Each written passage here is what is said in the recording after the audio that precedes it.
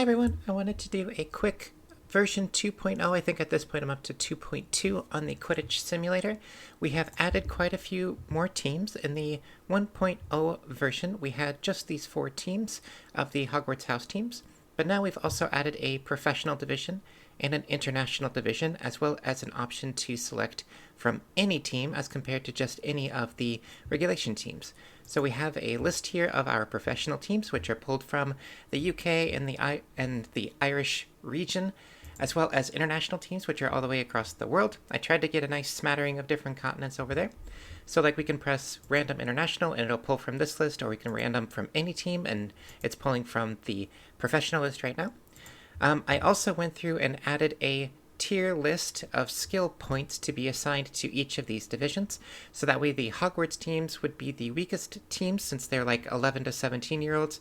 And then the professionals are stronger than that. And then the international teams are the best of an individual country. So they are stronger than the professional team. So if you were to throw a team like, let's say France against Slytherin, do Slytherin against France. We can also select the weather, and the weather has its own individual variables against it, which deduct from certain players. So if we were to press random, then we're going to get snow. So we'll press begin match. So we'll throw that over here, and we will watch Slytherin get absolutely stomped by France. But we'll kind of walk through the different players. So talking about the skill points, for the Hogwarts players, I played with 500 total points for the individual teams. So then that kind of breaks down to like 166 per player.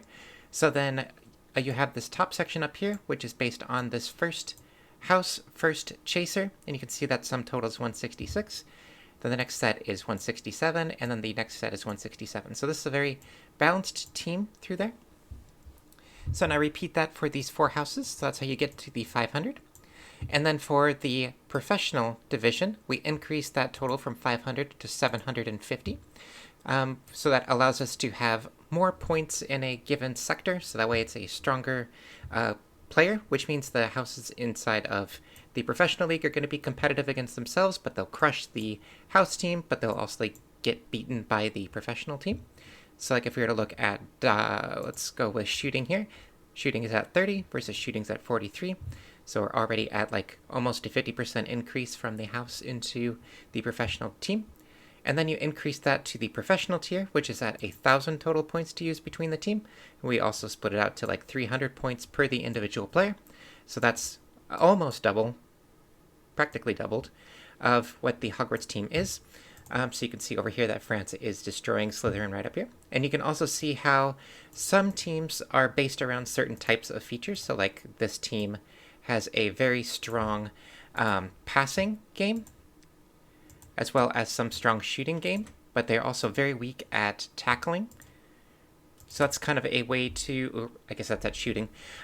They're good at moving the ball down the pitch, but it would be, they'd have to be very close distance in order for them to shoot. So it's kind of a way to balance the teams out. And you can also see the breakdown per individual player right down here.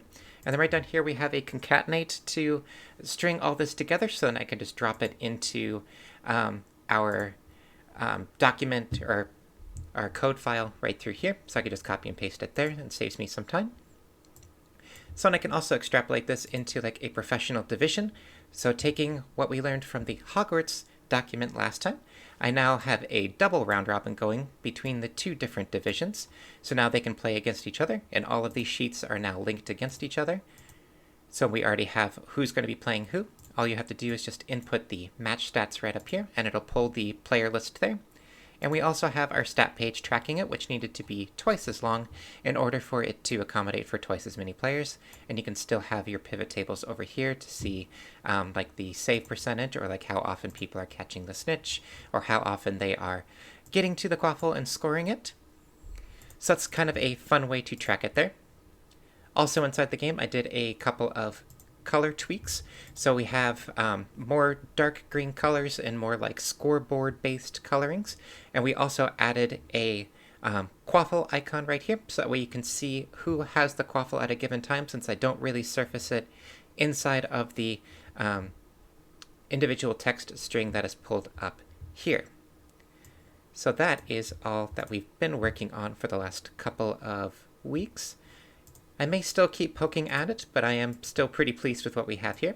I'm also trying to get in a mobile build up and working so that we can just have it up on your phone. But otherwise, that's the 2.0 version. Fast forwarding a little bit, it did take a while, but France did beat Slytherin by a score of 640 to nothing. So looking at the match stats, this one took 27 minutes in the snow.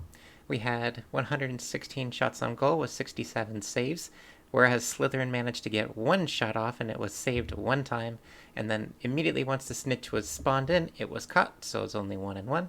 We also fixed some of the issues that we were having with some of the names not coming down correctly. We added in the scores right here, added in the weather up here, and then tweaked the sizing of everything. So I think now that's everything. So thanks for following along.